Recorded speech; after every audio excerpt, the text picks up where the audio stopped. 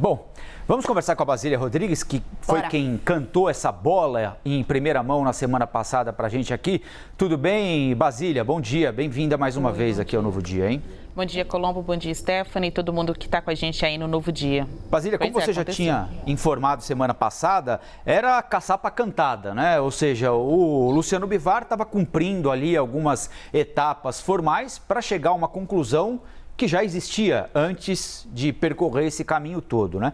Então, eu queria te fazer uma pergunta simples e direta. A terceira via acabou sem União Brasil?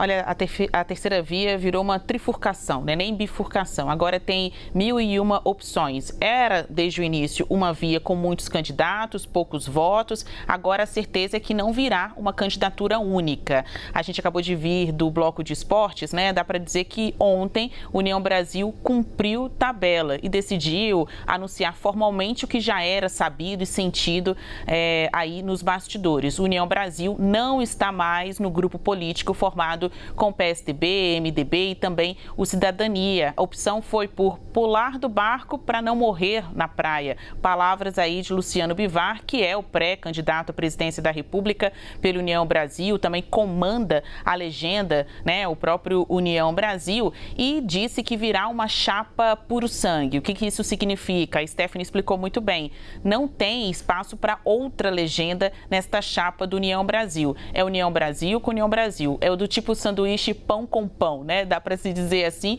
E eles querem serem palatáveis nestas eleições aí de 2022. Eu falei há pouco com o Luciano Bivar, ele declara que a candidatura dele não é de fachada e usa um tom no plural. Nós não somos uma candidatura de fachada, não é para beneficiar candidato A ou B. Não somos a terceira via, somos a única via. O que a União Brasil vai fazer a partir de agora? Testar o nome de Luciano Bivar. Ele foi escolhido pelo comando do partido, né, pelos diretórios, mas nunca apareceu em uma pesquisa eleitoral, que vez ou outra coloca ali Tebet, Dória, o próprio Moro, que não está nessa disputa, nomes que não conseguem se cacifar, se mostrarem competitivos a ponto de quebrar a polarização entre Basília, Bolsonaro e Lula. Desculpa só interromper o seu raciocínio aqui, é que na hora que você falou de testar o Luciano Bivar,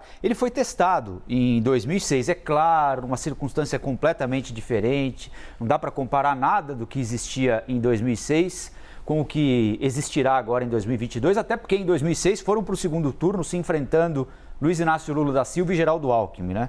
Por uma dessas coincidências da vida. Mas estou pegando aqui o resultado da Justiça Eleitoral em 2006 e Luciano Bivar, com a quantidade de votos que teve para a presidência da República, não seria eleito vereador em São Paulo. Ele teve 62.064 votos, ou 0,06% dos votos válidos. É claro, alguém pode argumentar, bom, mas agora ele tem o dinheiro do União Brasil, tem o suporte do União Brasil. Mas assim, e aí? Dá para garantir que não é uma candidatura de fachada? Porque assim, sendo frio aqui, né?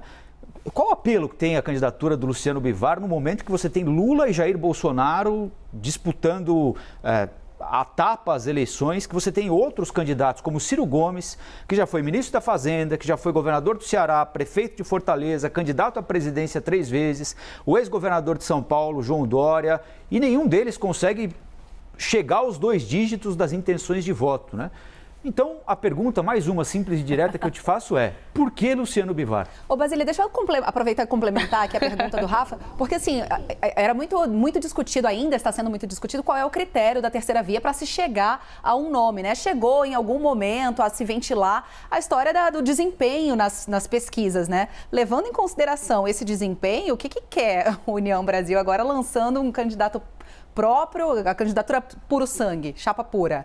Pois é, como o maior partido do ponto de vista financeiro, né, é muito dinheiro, tanto do fundo partidário quanto do fundo eleitoral, eles avaliam que estavam perdendo tempo nessa composição de terceira via que não conseguiu até agora decidir quem é o candidato. Então, na falta de uma decisão, a opção foi pular fora e fazer andar com as próprias pernas nesta campanha. Esse sentido, assim, esse sentimento de desconfiança e de falta de crença, né, na viabilidade de uma campanha encabeçada por Luciano Bivar é também compartilhado aí, Colombo e Stephanie, por quem está dentro do União Brasil. Uma certeza, afirmam aí integrantes da cúpula, não querem Sérgio Moro na cabeça dessa chapa. Moro, justamente por essa má relação com integrantes da classe política, ele que já foi o juiz da Lava Jato, o juiz que investigou essa classe política, encontra forte resistência. Agora é um momento para testar nomes. Na falta de nome nenhum, né?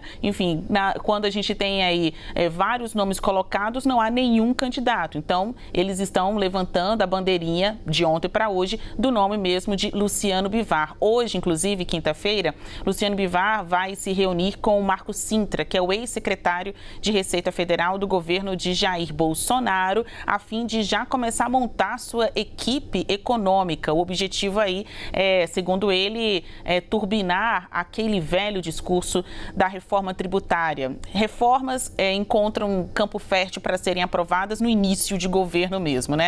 Agora, em 2022, Luciano Bivar, exemplo de outros pré-candidatos, estão pensando nessas reformas para 2023, numa eventual eleição, como eles poderiam administrar este início de governo. Hoje, quinta-feira, Bivar estará com Sintra, o ex-secretário de Receita Federal do governo de Jair Bolsonaro, inclusive alguém que deixou o governo porque saiu desgastado na defesa da cobrança de um imposto único.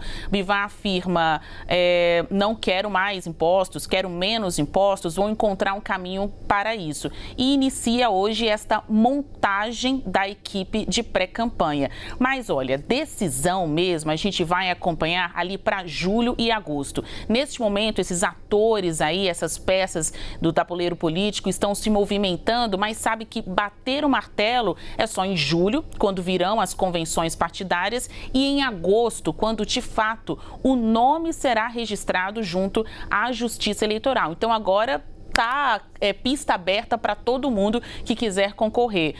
Comparando essa primeira, segunda, terceira via com uma corrida maluca, hoje a terceira via ganhou aí uma outra pista, né? A União Brasil abandona o PSDB e o MDB tenta encontrar um caminho encabeçado aí por um político de pouca expressividade nacional, Luciano Bivar, ele que é empresário, até pouco tempo estava nos Estados Unidos, até se recusou em participar de reuniões com pré-candidatos deste grupo e agora diz: não irei sair do Brasil. Até outubro ficarei aqui cuidando da minha campanha. Vamos ver se ele convence tanto para dentro do União Brasil quanto para fora.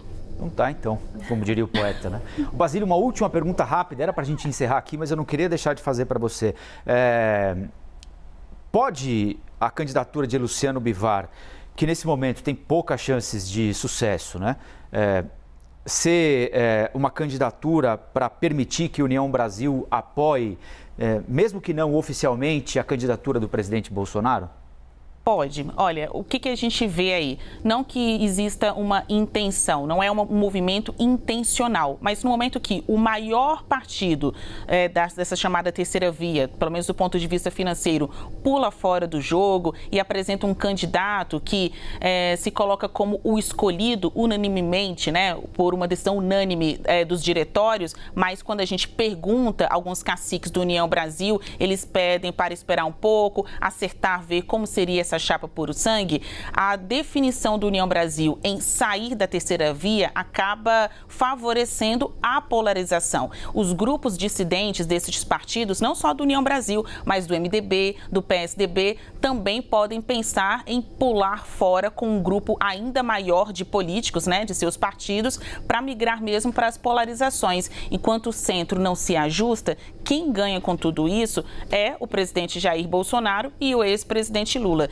Dentro do União Brasil, tem ali a ala morista, né, que é a ala que faz campanha para Sérgio Moro, mas também tem o grupo que está mais afinado com o presidente Jair Bolsonaro. A gente tem que lembrar que União Brasil é uma composição do PSL com democratas, então até pouco atrás o PSL era bolsonarista. Claro que aqueles bolsonaristas do PSL, bolsonaristas desde criancinha, foram embora do partido, mas ainda fica ali uma semente bolsonarista dentro do partido, assim como também tem uma ala que se identifica mais com a área da esquerda, com o lulismo, ou seja, ou vai Luciano Bivar, ou eles consideram uma maneira de colocar Sérgio Moro nessa chapa puro sangue de fato, ou então o que a gente está vendo é o esfacelamento mesmo da terceira via e o fortalecimento, mais do que declarado por todas as pesquisas eleitorais, da polarização entre Lula e Bolsonaro.